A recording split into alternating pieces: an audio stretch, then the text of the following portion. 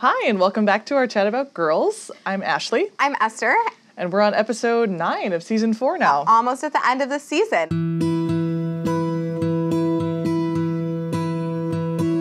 After that big revelation last week that Hannah's dad is gay, Hannah's talking to Elijah about it, and Elijah thinks that Hannah's dad has potential to be a daddy. For Hannah, the episode is about the buzzword I'd say is probably boundaries.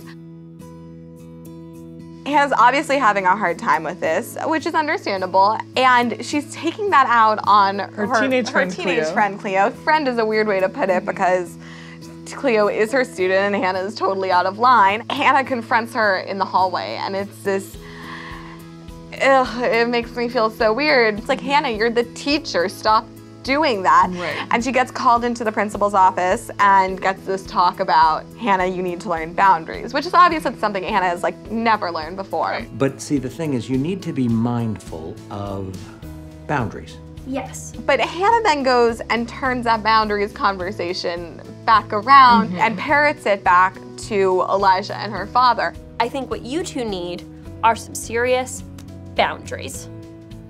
Which is fairly hypocritical of her to say. Fairly classic Hannah as well. Yeah, to exactly. Say, this is the problem with you, that's actually the problem with me. Yes, exactly. The other big plot line, or there are many in this episode, everything's sort of like a major thread, has to do with Jessa, who we haven't really spent much time with in a while. No, but the last we really saw of her, we learned that she had sort of orchestrated this plan to get Mimi, Rose, and Adam together so that Ace, Mimi and Rose's ex-boyfriend, would sort of gravitate toward her. And we kind of saw the fruits of that labor come to, you know. She's happy. She's confident about that. But things go awry. They go by Mimi, Rose, and Adam's place, and Ace is like, holy shit. What? We're right by Mimi Rose's place.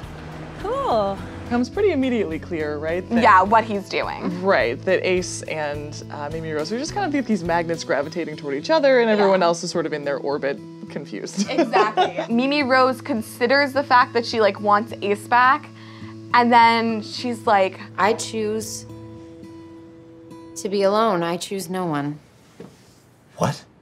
What the fuck are you talking about? And it's to the credit of the show that, she's been on the show for such a short time, but this seems like such of course, we know her so well, and of course this is how she would respond. That's one of the reasons I've really liked having Mimi Rose on the show, is that she's a very consistent character, and Girls hasn't really always been consistent with their characters, but she is well defined, we know what her actions are gonna be, and even though she surprises us in some ways, that's a pleasant, that's a nice thing. Ray, his chairperson of a community board election is happening. Marnie and Desi show up. Now, we know that Ray still has feelings for Marnie.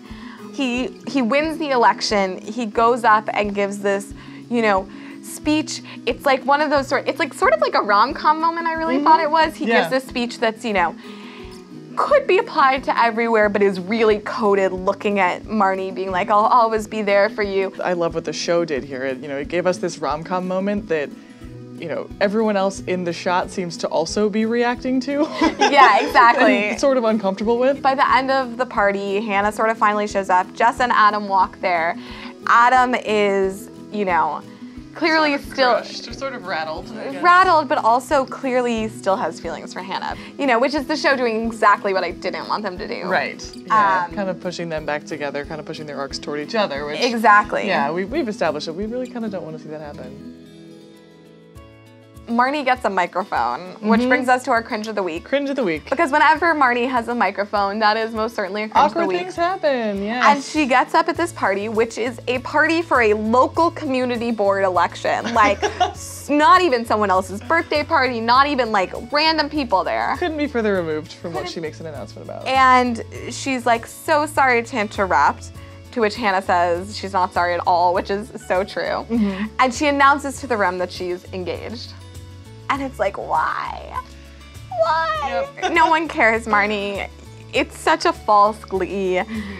I think she clearly has feelings for Ray. But I guess next week we'll maybe close out the season learning whether Marnie's happy, whether she's gonna get married, how Ray deals with that, how Hannah deals with that. And what's next for Adam and Hannah? Hopefully, if there's a what's next. So we'll find out next there's so week. much left to learn. But until next week, I'm Esther. And I'm Ashley, and we'll see you for the finale.